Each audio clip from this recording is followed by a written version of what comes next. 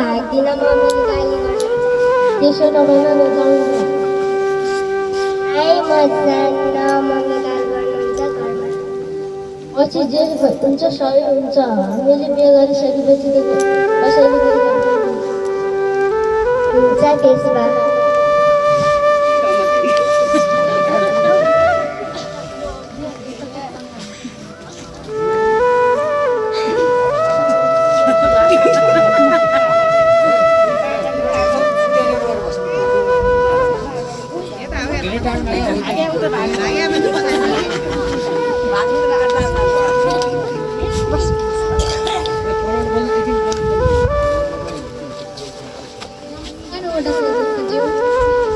नमस्कार हजुरहरूलाई म के सेवा गरौँ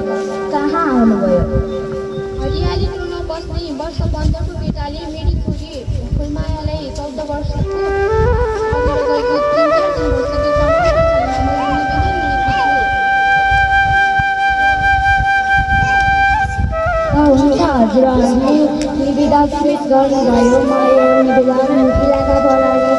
चौकीमा म यो निवेदन पनि दिइहाल्छु हजुरहरू त्यहाँ दिएर लगेर बस्नुहोस् मेरो सिफारिस पनि हजुरले त्यहाँ बुझाउनुहोस् तपाईँको निवेदन पनि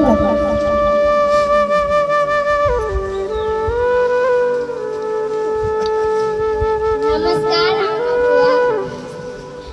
हजुरहरूलाई म के सेवा गरौँ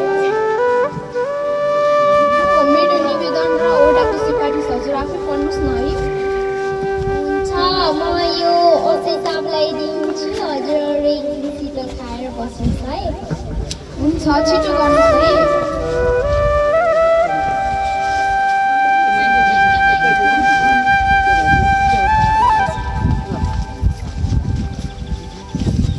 ल आम बुवा तपाईँहरू यहाँ बस्दै गर्नुहोस् र तपाईँ दुई गएर ब्याउला बेहुली बिहे गर्ने ब्याउला बेहुली र उहाँको आम बुवालाई लिएर आउनु हुन्छ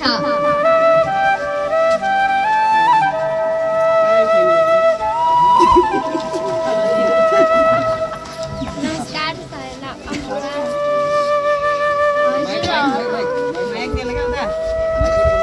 हजुरहरूको छोराले 14 वर्षको युवतीलाई भगाएर ल्याएको छ अरे हामीहरू ती बुझ्न आएको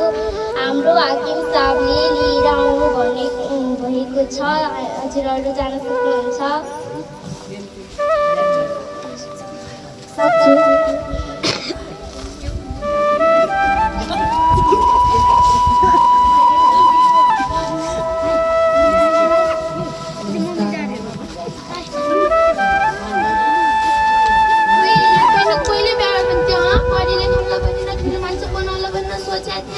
यति सानो बिहा तैँले कहिले गर्नु थियो तैँले क्या पुगेको थिएन र बिहा गर्थ्यो पढ्ने ठुलो मान्छे तैँले पनि यहाँ त सानो उमेरमा भाग्ने पो रहेछ यो त ल ल आमा नगर्नुहोस् अन्जानमा बिहे गरिसके बाबु नानी तिमीले कति वर्षको भयो बाबु कति वर्षको भयो तिमी यति सानोमा मेरोमा बिहे गर्दा तिमीलाई के असर हुन्छ थाहा छ हाम्रो पहिलामा त हाम्रो स्वास्थ्यमा असर पर्छ त्यसपछि हाम्रो शैक्षिकमा पनि असर पर्छ र हाम्रो मनोवैज्ञानिक रूपमा पनि असर पर्छ र त्यसपछि आर्थिक अवस्थामा पनि असर पर्छ ल सुन स्वास्थ्यमा के असर पर्छ भने हाम्रो सानै उमेरमा बिहे गर्दा हाम्रो सुत्केरी हुँदा आमाको मृत्यु हुने र मृत्यु नभए पनि छोराछोरी जे जन्मिए पनि उसलाई रोगी हुने र कुपोषण पर्छ र शैक्षिक असरमा पनि कसै बढ्ने तिमीहरूको पढाइ रोकिन्छ र तिमीहरू स्कुल पढ्न पाउँदैन र तिमीहरू बेरोजगारी बन्छ र मनोवैज्ञानिकमा कसरी असर पर्छ भने हामीले कुनै तनाव चिन्ताले गर्दा हामी डिप्रेसन पर्ने सम्भावना हुन्छ र हाम्रो आर्थिक अवस्थामा कसरी असर पर्छ भने हाम्रो शरीर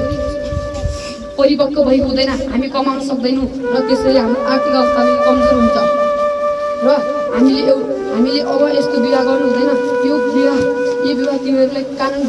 बमोजिम कारवाही पनि लाग्दैन र तिमी अन्तिममा बिहे गरिसकेछौ यो विवाह छोरीको आफन्तले छोरीलाई आफन्तले आफ्नो आफन्तले लिएर छोराको आफन्तले आफ्नो आफन्तलाई लग्ने र त्यसभन्दा पहिले हामीले एउटा कागज बनाएको छौँ त्यसमा सैन्चर गरेर आफ्नो त्यसमा जाने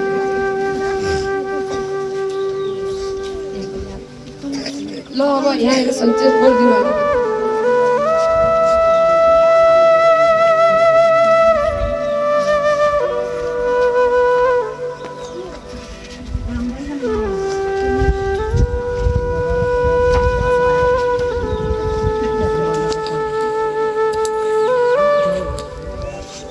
अब कागज प्रमाण पनि पुरा भइसक्यो त हामीले आफ्नो केटाकेटीलाई लान सक्नुहुन्छ र त्यसभन्दा पहिले पनि हामीले एउटा सामूहिक जनचेतना भन्ने आवाजमा बोल्न गइरहेको छु